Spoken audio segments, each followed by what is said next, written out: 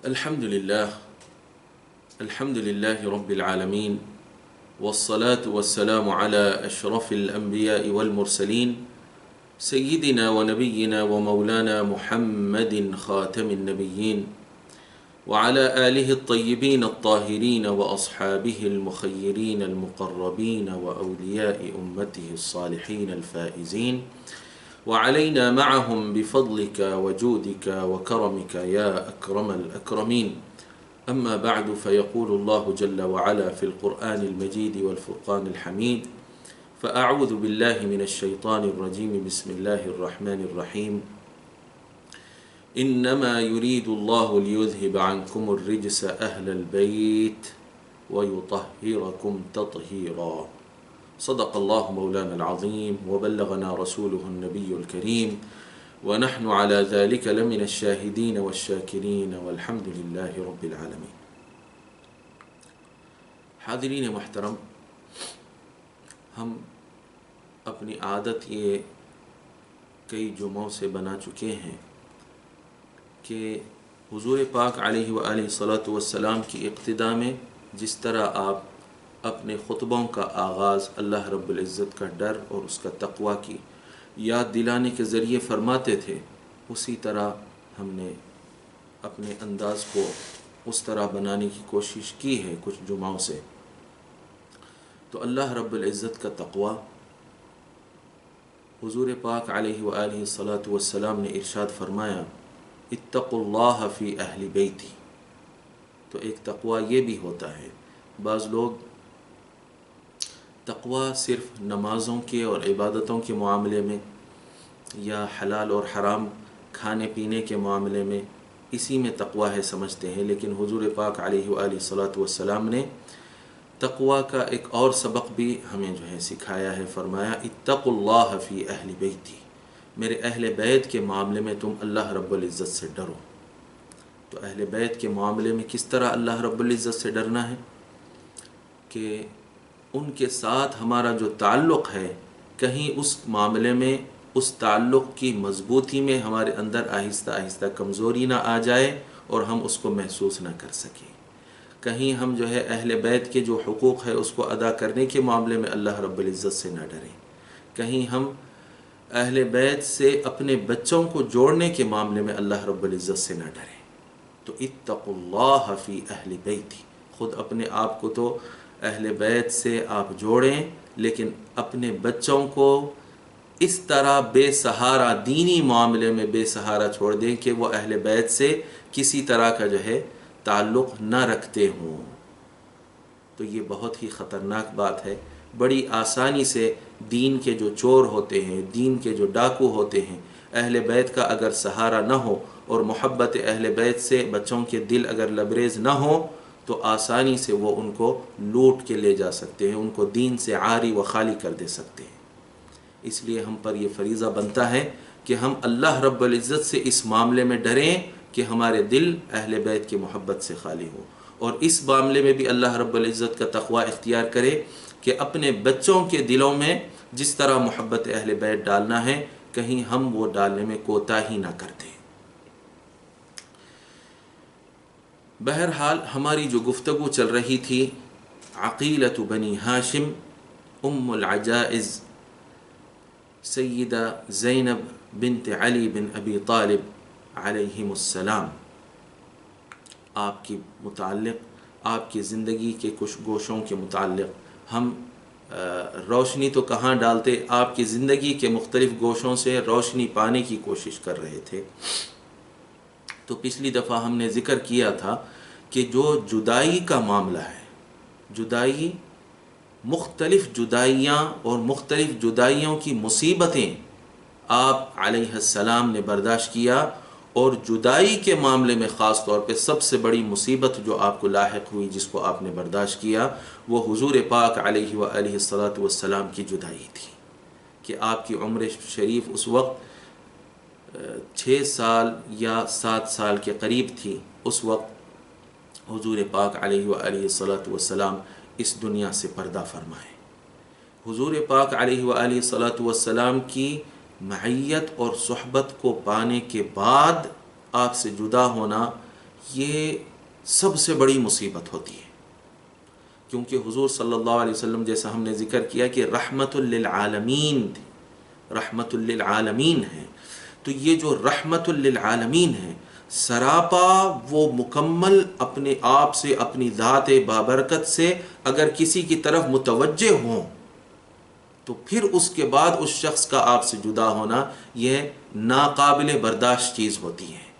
ایک شخص جب حضور پاک علیہ وآلہ صلاۃ والسلام سے صرف ایک مرتبہ مصافحہ کرتا ہے، مصافحہ کرنے میں وہ کیا محسوس کرتا ہے؟ وہ کہتا ہے کہ میں اس سے زیادہ نرم ہاتھ، اس سے زیادہ نرم کوئی چیز، سرکار کے دست مبارک سے زیادہ نرم کوئی چیز کو نہیں چھوا ہے، سرکار کے دست مبارک سے زیادہ ٹھنڈی کوئی چیز کو میں نے محسوس نہیں کیا ہے، اور سرکار کے دست مبارک سے زیادہ خوشبودار میں نے کسی چیز کو نہیں سونگھا ہے۔ اب دیکھیے، خالی ایک معمولی سا سرکار کے دست مبارک کو چھونا ایک مرتبہ اور دست بوسی کرنا، اس میں اس نے اتنی ساری رحمت کو پایا ہے، ایسی رحمت کو پایا ہے کہ جس سے بڑھ کر کوئی رحمت اسے اس سے پہلے محسوس ہی نہیں ہوئی، اتنی شفقت کو اس نے پایا صرف ایک ہاتھ ملانے میں۔ تو آپ اندازہ کریے جن کے ساتھ حضور پاک علیہ وآلہ صلاۃ والسلام سارا دن جب بھی آپ گھر میں رہیں تو جن کے ساتھ رہیں، ان کو اپنے ساتھ کھلائیں، ان کے لیے مسکرائیں، ان کی طرف پوری توجہ کو کریں، آپ بولیے کہ ان کی پھر جدائی کا، ان کے لیے حضور سے جدائی کا جو ہے صدمہ کتنا زیادہ سخت ہوگا۔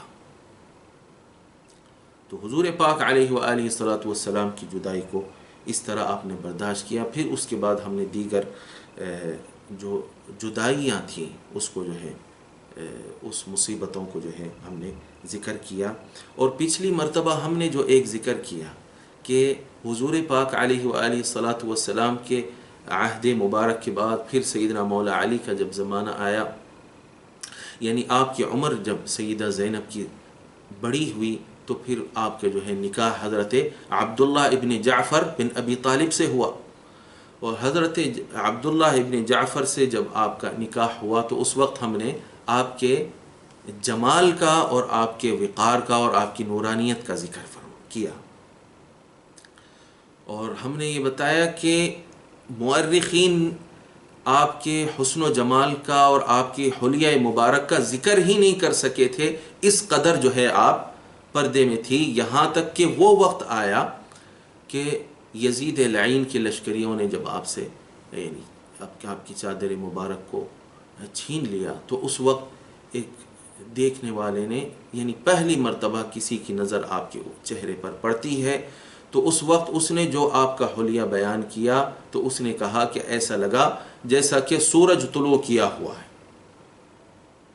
سورج طلوع کیا ہوا ہے، اور آپ کی یہ جو کیفیت اس نے دیکھی تو اس وقت آپ کی جو حالت تھی وہ کیا تھی کہ آپ جو ہے آپ کے بچے قتل ہونے پر غمگین تھی، اس وقت ماں کی کیا حالت ہو جاتی ہے، اور پھر اپنے سب سے چہیتے دو بھائیوں میں سے ایک بھائی امام حسین علیہ السلام کی شہادت کو آپ برداشت کیے ہوئے تھے، اور دیگر آپ کے جو حضور پاک علیہ وآلہ صلاۃ والسلام کے خاندان کے اور آپ کی باغ کی جو کلیاں تھی آپ کے سامنے کچلتے ہوئے آپ کچلے جاتے ہوئے آپ نے دیکھا تھا، وہ صدموں کو برداشت کرنے کے بعد آپ بتائیے کہ انسان کی حلیے کی کیا حالت ہو جاتی ہے، یہ جو غم کی حالت تھی، پھر اس کے بعد آپ کو ایک شہر سے دوسرے شہر کی طرف، دوسرے شہر سے تیسرے شہر کی طرف قیدی بنا کر لے جایا گیا تھا، تو آپ بتائیے قیدی کو اتنے 100 میل کے فاصلے جو ہے طے کرا کہ اگر لے جایا جائے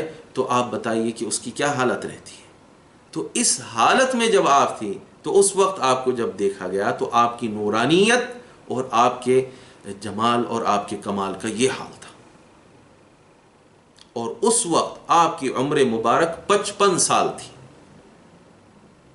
55 سال آپ کی عمر مبارک تھی، اس وقت آپ کی یہ کیفیت تھی، یہ نورانیت مصطفیٰ آپ کے اندر موجود تھی کہ لوگوں کو یہ منظر نظر آیا۔ بہرحال حضرت عبداللہ ابن جعفر جن سے آپ کا نکاح ہوا، آپ کا بھی ایک بہت بڑا کارنامہ ہے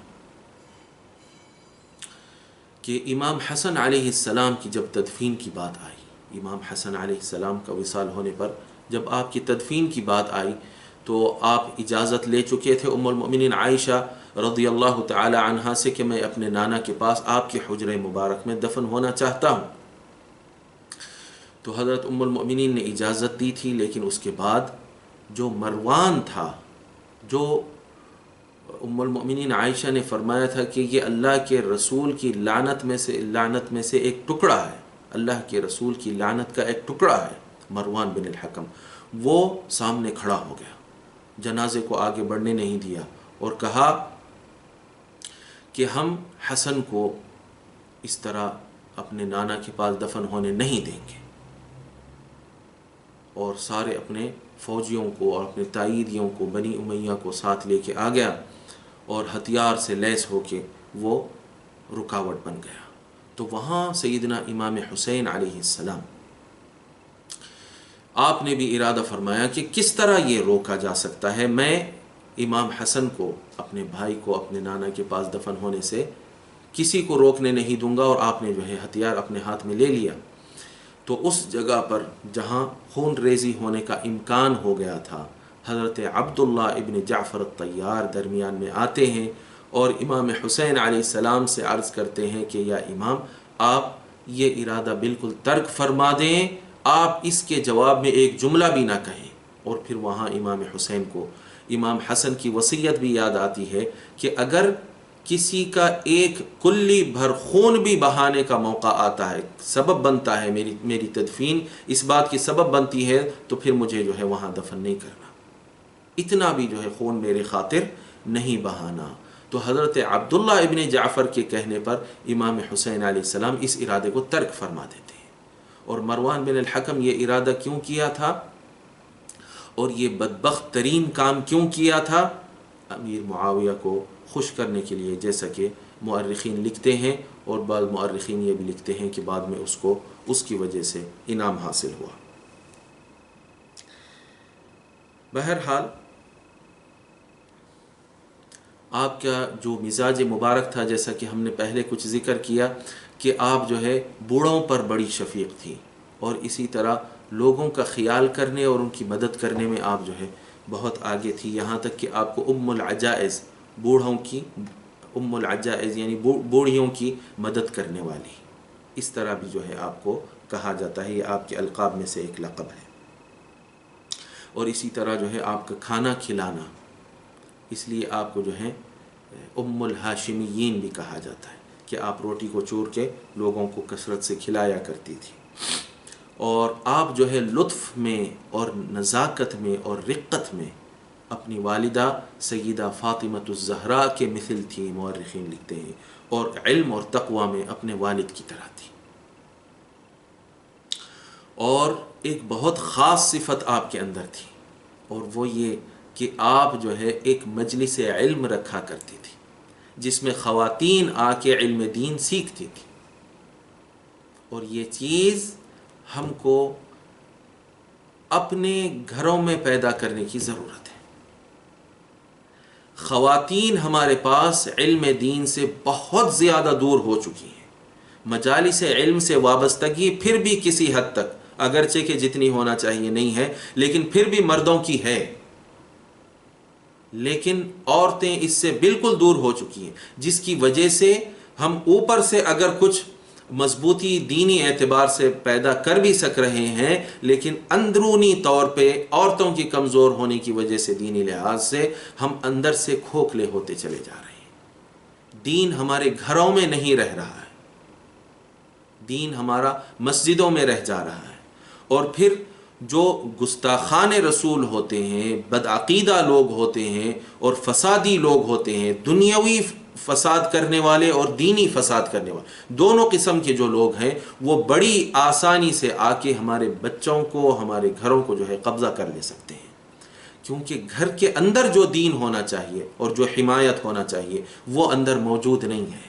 تو دین کی سمجھ اور دین کا فقہ اور دین کی سوچ اور دین کا مزاج ہماری عورتوں میں پیدا ہونا چاہیے. اور یہ کاروائی سیدہ زینب سلام اللہ علیہا اپنے نانا کی امت میں جو ہے کیا کرتی تھی.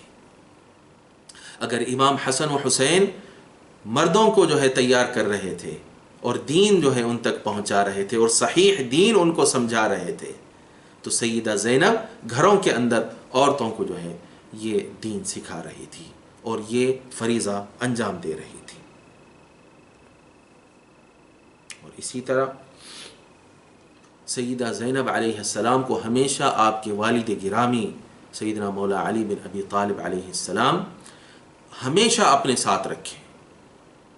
یعنی آپ کا نکاح ہو جانے کے بعد بھی اپنے داماد کو اور اپنی بیٹی کو اپنے ساتھ رکھا کرتے تھے. تو جب سیدنا مولا علی مدینہ منورہ میں رہے تو سیدہ زینب آپ کے ساتھ رہی. پھر آپ جب کوفہ کی طرف منتقل ہوئے اور پائے تخت کو وہاں آپ نے منتقل کیا تو سیدہ زینب وہاں آپ کے ساتھ گئیں. پھر اس کے بعد آپ کے ساتھ سیدنا مولا علی کے ساتھ ساتھ رہنے کی وجہ سے کیا ہوا، سیدنا مولا علی جو کچھ کاروائیاں کرتے تھے، جو کچھ آپ کی جنگیں ہوتی تھی، وہ سارا کچھ آپ ساتھ رہ کے دیکھتی تھی. پہلے سیدنا مولا علی نے جنگ جمل کی، پہلے جمل سے آپ نے جنگ کی. پھر اس کے بعد صفین میں معاویہ ابن ابی سفیان سے جنگ کی. پھر اس کے بعد نہروان میں خوارج سے آپ نے جنگ کی. اور مولا علی جنگ کے لیے تشریف لے جاتے، اور پھر آپ بولیے کہ یہ جنگ کے لیے جب جایا جاتا ہے اس کے لیے جو تیاریاں ہوتی ہیں، پھر جنگ کے بعد جنگ کے جو حالات کی خبر جو ہے پہنچتی رہتی ہے، اور یہ سارا کچھ جو رہتا، پھر جنگ کے بعد جو آپ کی واپسی ہوتی ہے، پھر اس کے بعد اس کے اندر جنگوں کے اندر جو خوشیاں ملتی ہیں یا بہت بڑے صدمے اور دکھ ملتے ہیں اور غم ملتا ہے، وہ سارا کچھ جو ہے سیدنا مولا علی کے ساتھ بی بی سیدہ زینب عقیلۃ بنی ہاشم سیدنا مولا علی کے برابر جو ہے اس کو سہتی رہی اور برداشت کرتی رہی. اور یہ سارا کچھ آپ اپنے بابا کے ساتھ رہ کے دیکھتی رہی.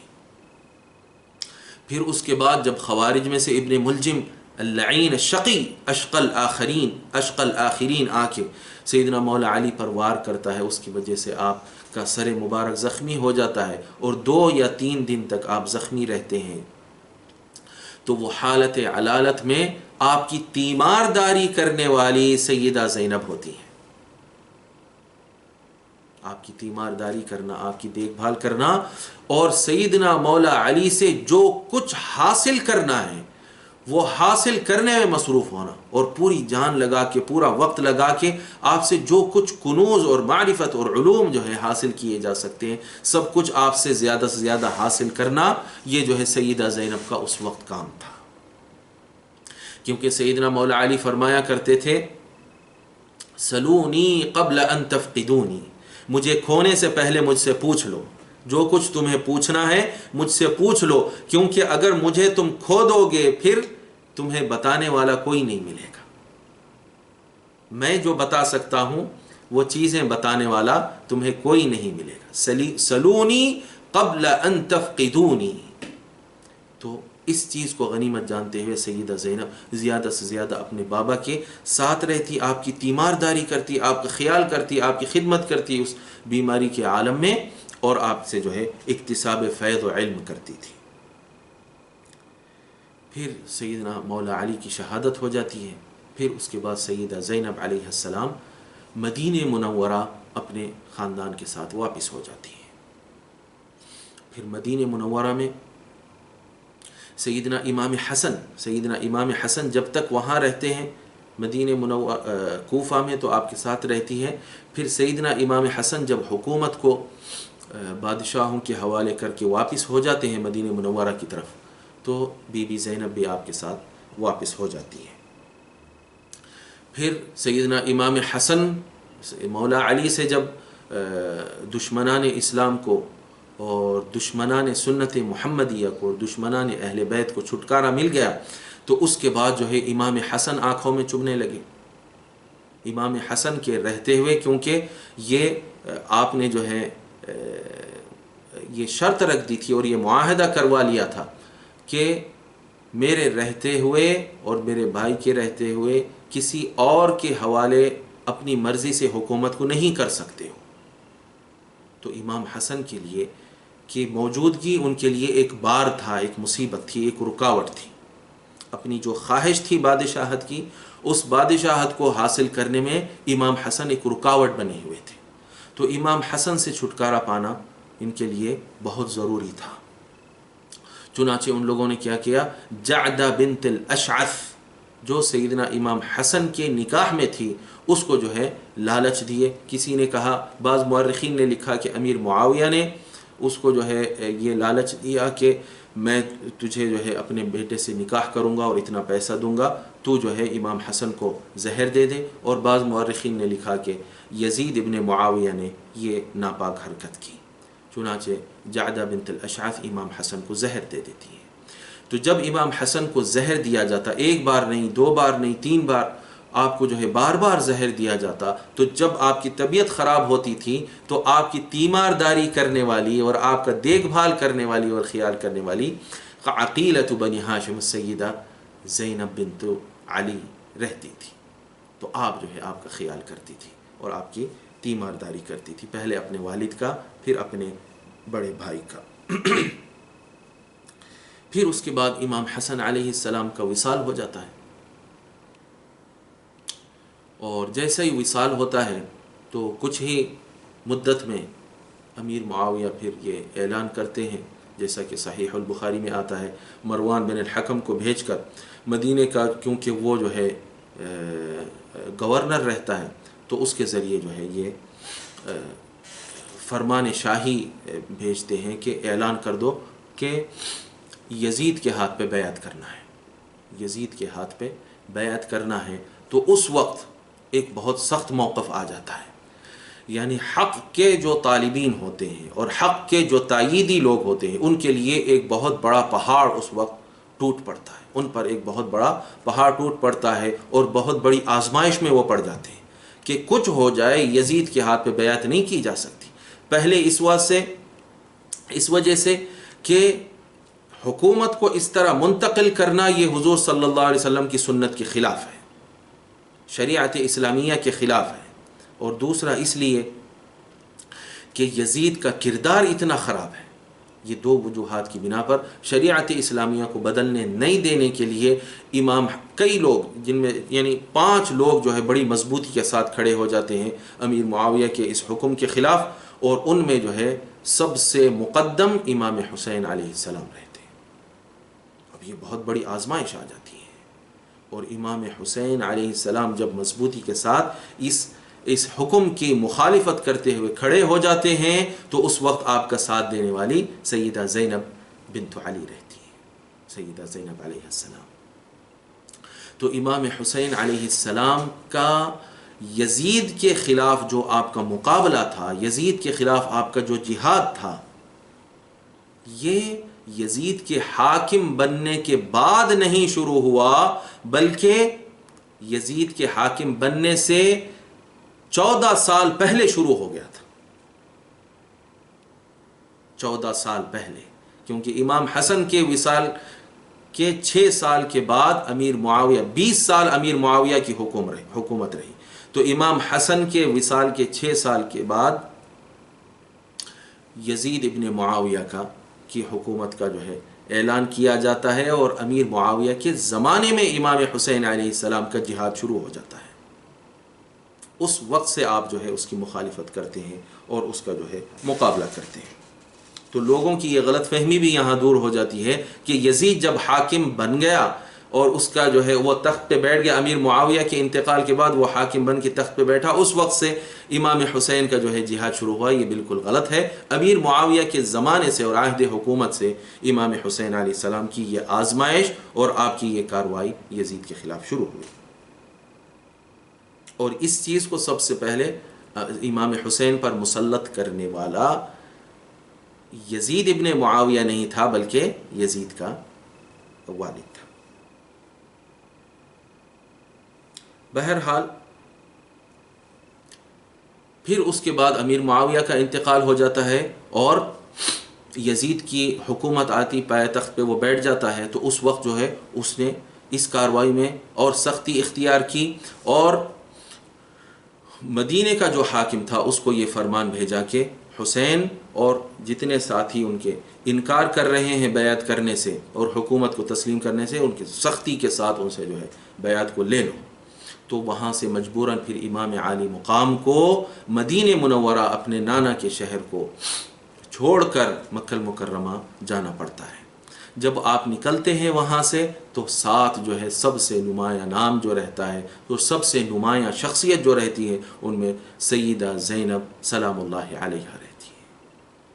پھر مکہ المکرمہ جانے کے بعد وہاں بھی معاملات جو ہے تنگ ہوتے جاتے ہیں اور تنگ ہوتے جاتے ہیں، اور کوفہ سے صحابی رسول حضرت سلیمان بن سرد الخزاعی رضی اللہ تعالی عنہ کا خط آتا ہے امام حسین کے پاس کہ آپ جو ہے مکہ المکرمہ تشریف لائیے۔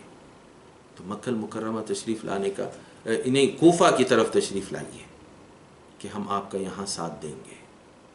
اب بعض لوگ یہ سمجھتے ہیں، اور بات جو ہے یہ بہت عام ہے، کہ کوفہ کے دھوکے باز لوگوں نے امام حسین کو دھوکے سے بلایا اور وہاں قتل کر دیا۔ یہ غلط بات ہے۔ دھوکے باز ان میں سے بعض تھے جو بکاؤ لوگ تھے، بعض جو ہے ڈرپک لوگ تھے، وہ الگ تھے، لیکن اصل بلانے والے صحابی رسول حضرت سلیمان بن سرد الخزاعی تھے۔ تو یہ غلط فہمی کو بھی دور کر لینا چاہیے کہ بلانے والے دھوکے باز تھے، نہیں، یہ صحابی رسول تھے۔ تو امام حسین علیہ السلام جب وہاں سے چلنے لگتے ہیں مکہ المکرمہ سے، تو یہاں سیدہ زینب کا ایک بہت بڑا امتحان آ جاتا ہے، کیونکہ آپ کے جو شوہر ہیں حضرت عبداللہ ابن جعفر، وہ امام حسین کو خط لکھتے ہیں، خود آ کے ملاقات نہیں کر پاتے کسی مصروفیت کی وجہ سے، تو امام حسن کے پاس ایک قاصد کو بھیجتے اور خط لکھتے کہ اے امام، آپ کوفہ کی طرف جانے کا ارادہ مت کریے، مجھے ایسا لگ رہا ہے کہ اگر آپ وہاں جائیں گے تو آپ بھی شہید ہو جائیں گے، آپ کے بچے اور خانوادہ بھی شہید ہو جائے گا، آپ مت جائیے۔ اور ساتھ میں یہ لکھتے ہیں کہ اگر آپ انتقال کر جائیں گے، ان ہلکت الیوم طفئ نور الارض، تو زمین کا جو نور ہے وہ بجھ جائے گا، گل ہو جائے گا۔ اور ایک روایت میں آتے ہیں طفئ نور الاسلام، تو اسلام کا نور بجھ جائے گا اگر آپ شہید ہو جائیں گے۔ کیوں؟ فإنک علم المہتدین، کیونکہ جتنے ہدایت یافتہ لوگ ہیں ان کا علم اور ان کی نشانی آپ ہیں، آپ کو دیکھ کے لوگ ہدایت پاتے ہیں۔ ورجاء المؤمنین، اور مؤمنوں کی امید آپ ہیں، مؤمنوں کی امید آپ ہیں۔ تو اس طرح کا خط جب آتا ہے تو اب حضرت زینب علیہ السلام کے لیے بہت بڑی آزمائش آ جاتی ہے کہ کیا امام حسین کے ساتھ چلنا ہے یا اپنے شوہر کے ساتھ رہنا ہے۔ لیکن سیدہ زینب اپنے نانا کی وصیت پر عمل کرتی ہے اور سیدنا مولا علی کی تربیت پر عمل کرتی ہے، اور جس طرح امام اہل بیت کے ساتھ مضبوطی کے ساتھ جڑے رہنا ہے، چاہے دنیا کی کتنی بھی بڑی قربانی دینا پڑے، تو اس پر آپ عمل کرتے ہوئے اپنے شوہر سے جدا ہو جاتی ہیں۔ یہاں اپنے شوہر سے آپ کی جدائی ہو جاتی ہے۔ پھر آپ جو ہے امام حسین علیہ السلام کے ساتھ کوفہ کی طرف چل پڑتی ہیں، لیکن آپ کے جو شوہر تھے وہ بالکل جو ہے پست ہمت نہیں ہوتے ہیں، اور بڑی ہمت کا کام جو ہے وہاں آپ، اور اگرچہ کہ اپنے آپ کو پیش نہیں کر سکے، لیکن آپ نے کیا کیا، ایک بہت بڑی ہمت کا کام کیا کہ آپ نے اپنے صاحبزادوں کو، اپنے بیٹوں کو امام عالی مقام کے لیے قربان ہونے کے لیے ساتھ بھیج دیا۔ آپ کے بیٹے محمد اور عون اور عبید اللہ، ایک روایت میں عبداللہ، ان کو جو ہے سیدہ زینب کے ساتھ امام حسین کے لیے قربان ہونے کے لیے بھیج دیتے ہیں۔ اور پھر میدان کربلا میں جہاں امام زین العابدین اتنے بیمار تھے، جیسا کہ آپ حضرات جانتے ہیں، اتنے بیمار تھے کہ اٹھ کے چل نہیں پاتے تھے، یہ جو آپ کی بیماری کا عالم تھا، اور اللہ رب العزت کی اس میں بہت بڑی حکمت تھی، نسل امام حسین علیہ السلام کو بچانے کی اللہ رب العزت کی یہ غیبی تدبیر تھی۔ لیکن یہ جو بیماری اور علالت کی حالت میں امام زین العابدین امام حسین علیہ السلام کے صاحبزادے تھے، علی الاصغر بھی آپ کو جو ہے کہا جاتا ہے، تو آپ کی تیمارداری وہاں پر اور آپ کا دیکھ بھال بھی سیدہ زینب کیا کرتی تھی. پہلے اپنے بابا، پھر اس کے بعد اپنے بھائی، پھر اس کے بعد امام زین العابدین اپنے بھائی کے بیٹے، اپنے بھتیجے کی تیمارداری آپ جو ہے کرتی رہی.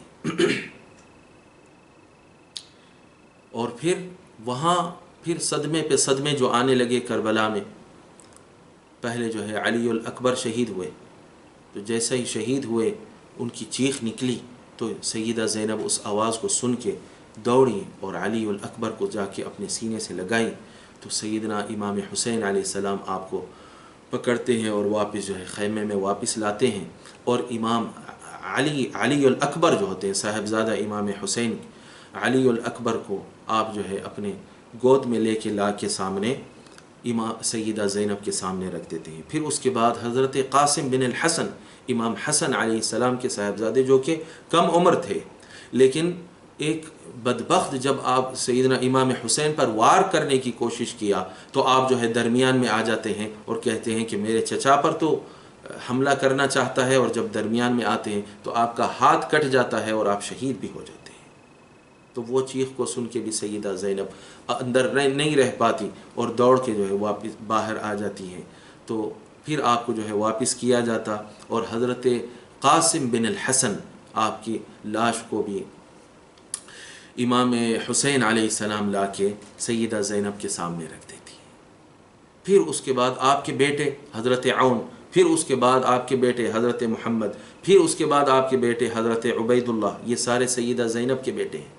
ایک کے بعد ایک شہید ہوتے جاتے اور ان کے لاشیں بھی لا کے آپ کے سامنے رکھے جاتے. پھر اس کے بعد حضرت جعفر آپ کے بھائی، جو دیگر سیدہ فاطمہ کے علاوہ جو سیدنا مولا علی کے ازواج تھے، ان سے جو آپ کے سوتیلے بھائی تھے، حضرت عباس، حضرت جعفر، حضرت عبداللہ، حضرت عثمان، حضرت محمد اور حضرت ابو بکر، ان سب کو جو ہے سیدہ زینب کے سامنے رکھا جاتا اور آپ جو ہے ان لاشوں کو دیکھتی، ایک کے بعد ایک قتل ہوتے جاتے. اسی طرح سیدنا امام حسن علیہ السلام کے صاحبزادے حضرت ابو بکر اور حضرت قاسم، ان کو بھی جو ہے سیدہ زینب قتل ہوتے ہوئے وہاں دیکھتی ہیں. اور حضرت عقیل کے صاحبزادے حضرت جعفر، حضرت عبد الرحمن، حضرت عبداللہ، اور اس کے علاوہ پھر شہدائے کربلا جو ہوتے ہیں، بہرحال وہ ساروں کی لاشوں کو ایک کے بعد ایک دیکھنے والی اور اس پر غم کرنے والی اور اس پر جو ہے صبر کرنے والی اور اس صدموں کو برداشت کرنے والی عقیلۃ بنی ہاشم سیدہ زینب علیہ السلام رہتی ہیں. اور آپ وہ شخصیت رہتی ہے جو آخر لمحے تک امام حسین علیہ السلام کے ساتھ رہتی ہے.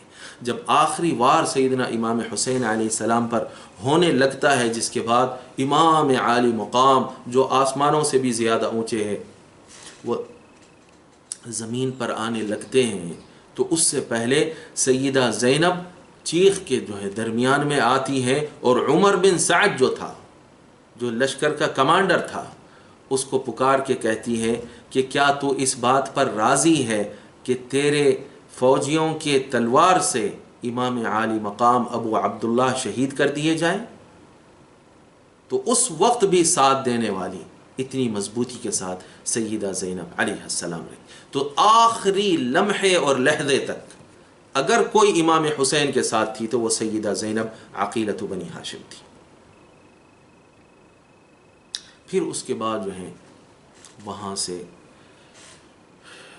خاندان نبوت کی شہزادیوں کو لے جایا جاتا ہے، دشمن گرفتار کر لیتا ہے اور قیدی بنا کے پہلے عبید اللہ ابن زیاد کے قصر میں لے جایا جاتا ہے، اس کے محل میں.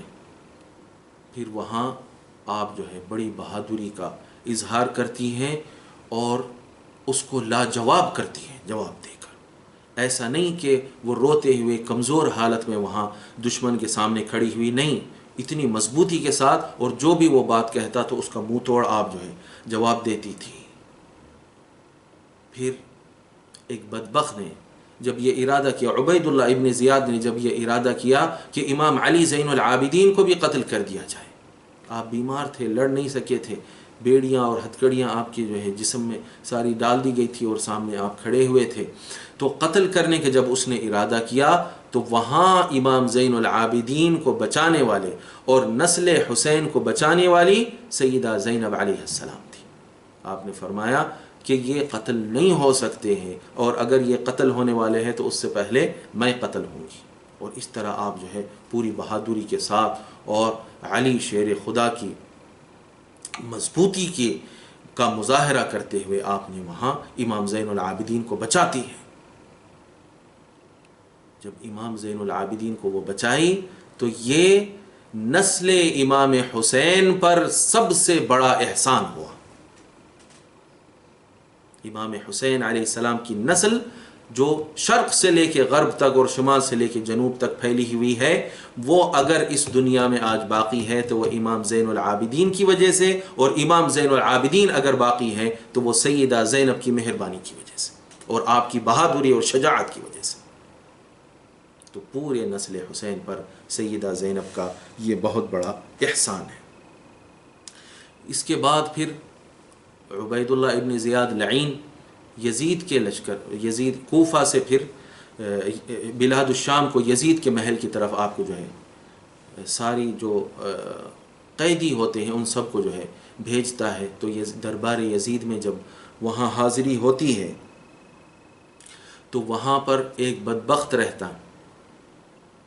پہلے تو سیدہ زینب علیہ السلام یزید جب جو باتیں کرتا تو اس کا جو ہے منہ توڑ جواب دے کے آپ جو ہے اس کو خاموش کرتی جاتی. ایک بات یزید یہ کہتا کہ یزید کے لشکر میں سے ایک سپاہی جو اس کے دربار میں کھڑا ہوا تھا، جو شامی تھا اور بہت بڑے جسم کا اور بہت ہی بدنما اور لال آنکھوں والا، انتہائی ڈرونی، جیسا کہ ایک دیو یا کوئی جن جو ہے کھڑا ہوا، اس طرح کا آدمی تھا.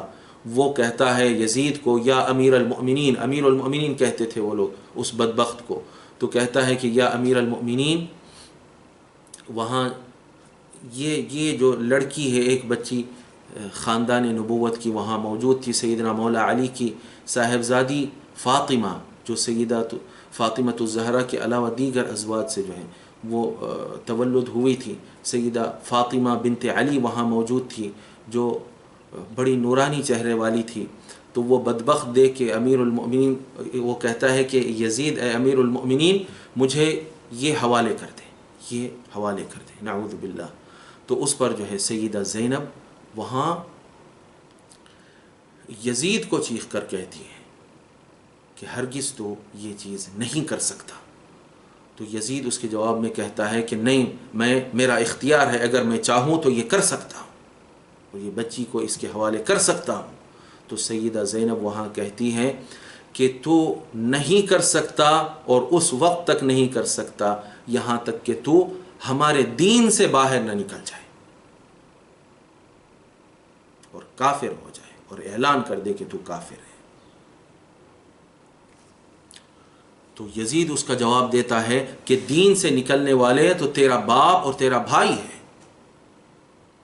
یعنی مولا علی اور امام حسین. تو آپ اس کے جواب میں کہتی ہیں کہ بدین اللہ و دین ابی و اخی و جدی اہتدیت یا یزید، کہ اے یزید کہ تو میرے اللہ کے دین اور میرے نانا کے دین اور میرے بھائی کے دین اور میرے والد کے دین کی وجہ سے تو آج مسلمان کہلا رہا ہے. اور نہ صرف تو مسلمان کہلا رہا ہے بلکہ تیرا باپ بھی مسلمان اسی وجہ سے کہلایا اور تیرا دادا بھی اسی وجہ سے مسلمان کہلایا. سب کو آپ نے کہا. اور جب بھی آپ مخاطب کرتی یزید کو تو کہتی ابن الطلقاء، اے طلقاء کے بیٹے، اے طلقاء کے بیٹے. طلقاء کے بیٹے کیوں کہتے؟ آپ نے نہیں کہا. آج کل جو ایک غلط جو ہے بات چل پڑی ہے کہ یزید کو صحابی کا بیٹا کہتے ہیں، یزید کو صحابی کا بیٹا کہتے ہیں، عام طور پہ کہا جاتا ہے. لیکن سیدہ زینب کے پاس ایسا نہیں تھا. آپ جو ہے طلقاء کا بیٹا کہتی تھی. یہ طلیق کون تھے؟ جو مجرمین تھے، فتح مکہ کے وقت حضور پاک علیہ وآلہ الصلوۃ والسلام نے انہیں سزا نہیں دے کے، جو سزا کے مستحق تھے، قتل کرنے کے مستحق تھے، سرکار نے انہیں سزا نہیں دے کے معاف کر دیا تھا. یعنی جرم تو ان کے اوپر باقی تھا لیکن سزا انہیں نہیں دی گئی تھی، اس لیے ان کو طلقاء کہا جاتا تھا، صحابہ نہیں کہا جاتا تھا. تو اس چیز کو درست کر لیجئے، یہ طلقاء تھے. تو یہ یزید جو ہے طلیق کا بیٹا تھا. اور اسی طرح سیدنا عمر بھی کہا کرتے تھے کہ یہ جو حکومت ہے یہ جب تک صحابہ موجود ہیں تو اس وقت تک کسی اور کا حق اس پر نہیں بنتا ہے، اور اس حکومت میں کوئی طلیق ابن طلیق، نہ کوئی طلیق اس کا حاکم بن سکتا ہے، نہ ابن طلیق حاکم بن سکتا ہے. تو طلقاء کو حضرت عمر صحابی نہیں کہتے تھے، صحابہ کو الگ کہتے تھے اور طلقاء کو الگ کہتے تھے. آج یہ بہت بڑی غلطی آ گئی ہے جس کی وجہ سے بعض لوگ یزید کو اچھا سمجھنے لگ جا رہے ہیں کہ صحابی کا بیٹا تھا تو شاید اچھا ہی تھا ہوگا. نہیں، یہ طلقاء کے بیٹے ہیں، صحابہ الگ تھے. صحابہ اہل بیت کی طرف تھے. صحابہ وہ ہیں جو اہل بیت کو مانتے ہیں، تو صحابہ اہل بیت کی طرف تھے، اور طلقاء کیا تھے؟ بعد میں اہل بیت کے مخالف ہو گئے تھے. تو یہ جو ہے طلقاء ہیں. اسی طرح حضرت ام المؤمنین عائشہ کے دربار میں بھی، آپ کے جو ہے در دولت میں بھی یہی کہا گیا کہ اسود بن یزید جو آپ کے شاگرد تھے، آپ نے بھی اسی طرح کہا کہ اے ام المؤمنین، کہ آپ کو تعجب نہیں ہوتا ہے کہ اصحاب محمد سے ایک طلیق جو ہے حکومت لینے کی کوشش کر رہا ہے اور باتیں کر رہا ہے. جب امیر معاویہ کی سیدنا مولا علی کے ساتھ جو ہے جنگ ہوئی، اس وقت انہوں نے اس طرح کہا. یعنی اصحاب محمد سے طلیق جو ہے حکومت لینے کی کوشش کر رہا ہے. تو اس طرح جو ہے فرق کو سمجھیے کہ صحابہ میں اور طلقاء میں فرق ہے. بعد میں چل کے جو ہے لوگوں کے بیان کرنے کی غلطی کی وجہ سے کیا ہوا، ان کو بھی جو ہے صحابی کہا جانے لگا. بہرحال اس طرح پھر آپ وہاں سے جو ہے دربار یزید سے واپس ہوتی ہیں مدینہ منورہ کی طرف. جب آپ واپس آتی ہے تو وہاں آپ بات کرنے لگتی. جب آپ بات کرنے لگتی تو امام حسین کی شہادت ایسی شہادت تھی کہ شہادت کے بعد بھی اگر خالی اس کا تذکرہ ہوتا تو یزید کا تخت جو ہے لرز جاتا تھا. تو اس کی وجہ سے جب سیدہ زینب گفتگو فرماتی تو یزید کا تخت جو ہے لرزنے لگتا تھا. تو ان کو وہ بھی برداشت نہیں ہوا. ان لوگوں نے جو ہے پھر آپ پر دباؤ ڈالنا شروع کیا اور کہا کہ آپ کو مدینے سے نکل جانا پڑے گا. تو وہاں سے پھر سیدہ زینب علیہ السلام کو مدینہ منورہ سے مجبوراً نکلنا پڑا. پہلے تو آپ نے کہا کہ ہرگز میں نہیں نکلوں گی، میں اپنے نانا کے شہر سے کیوں نکلوں. لیکن بعد میں آپ کے ہی خاندان کی عورتوں نے آپ کو سمجھایا کہ بہتری اسی میں ہے کہ کہیں پھر دوبارہ جو ہے اس طرح کے مناظر پھر نہ پیش آئے. بہتر یہ ہے کہ آپ جو ہے ایک محفوظ مقام پہ چلی جائیں. چنانچہ آپ نے مصر کو اختیار کیا. اور اس میں جو ہے مصر والوں کے لیے اور مصر کی زمین کی بہت بڑی فضیلت ظاہر ہوتی ہے کہ اہل بیت نبوت نے مدینے کے بعد اگر کسی کو چنا اور اس کو جو ہے اختیار کیا اور اس کو جو ہے اپنے لیے محفوظ جگہ سمجھی تو وہ مصر کی زمین ہے. تو اس طرح جو ہے سیدہ زینب علیہ السلام مدینہ منورہ سے نکل جاتی ہیں اور مصر کو جب وہاں پہنچنے لگتی ہیں تو وہاں حضرت مسلمہ بن مخلد الانصاری صحابی تھے اور یہ جو ہے آپ کا وہاں استقبال کرتے ہیں. وہاں کے حاکم تھے، والی تھے وہاں کے، اور آپ جو ہے بہت بڑی ایک ہجوم پورا مصریوں کا ساتھ لے کے سیدہ زینب علیہ السلام اور خانوادہ نبوت کا جو ہے آپ استقبال کرتے ہیں. پھر وہاں سیدہ زینب تقریباً 1 سال تک وہاں رہتی ہیں. سن 61 ہجری میں آپ مصر پہنچتی ہیں اور وہاں تقریباً 1 سال رہتی ہیں. اور سارا پھر اس کے بعد آپ کو اسی طرح دیکھا گیا کہ آپ مسلسل اپنے رب سبحانہ و تعالیٰ کی طرف متوجہ رہتی تھی. غریبوں کا اور مسکینوں کا اور بوڑھیوں کا خیال کرتی تھی اور مسلسل اپنے رب سبحانہ و تعالیٰ کی طرف متبتلہ رہتی تھی، عبادت میں رہتی تھی اور اسی کی طرف جو ہے متوجہ رہتے ہوئے آپ وہاں زندگی گزارتی ہیں. پھر اس کے بعد تقریباً آپ کی عمر 56 سال رہتی ہے. اس وقت آپ کا وصال مبارک ہوتا ہے.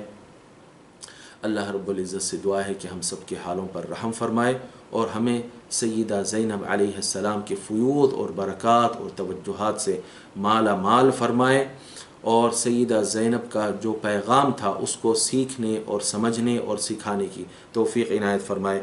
وصلی اللہ تعالی وسلم علی خیر خلقہ سیدنا محمد وعلی آلہ واصحابہ واتباعہ اجمعین والحمد للہ رب العالمین۔